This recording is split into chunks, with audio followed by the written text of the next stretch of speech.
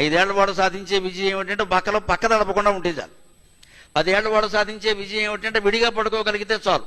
20 ఏళ్ల వాడు సాధించే విజయం ఏమిటంటే 4 స్నేహితులను సంపాదించుకోగలిగితే చాలు.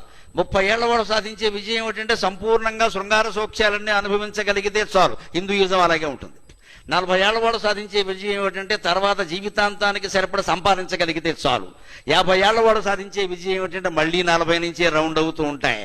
మళ్ళీ 40 ఏళ్లలాగే 50 ఏళ్ల వయస్సులో కూడా జీవితానికి సరిపడగా రిటైర్మెంట్ కూడా సుఖంగా వెళ్ళేలాగా సంపాదించగలిగితే చాలు. 60 ఏళ్ల వాడు సాధించే విజయం ఏమిటంటే శృంగార సౌఖ్యాలు పొందక్కర్లేదు కానీ సరసమాడేందుకు శక్తి ఉంటే చాలు.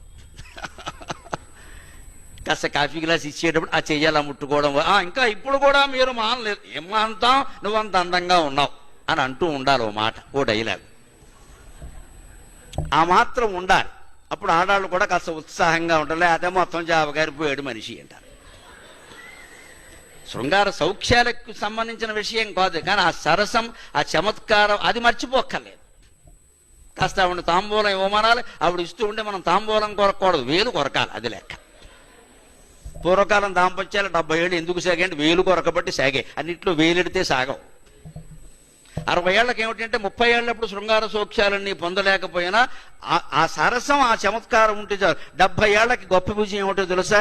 20 ఏళ్ళప్పుడు సంపాదించుకున్న 4 మిత్రులని 70 ఏళ్ల వరకు కాపాడుకోగలిగితే అది అఖండమైన విజయం కింద లెక్క.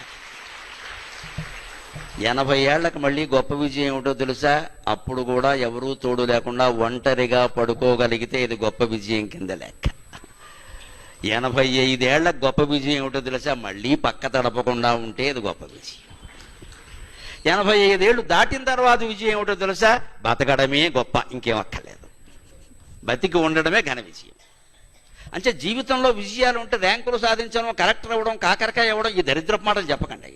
విజయాలంటే ఇవే, చాలా సింపుల్.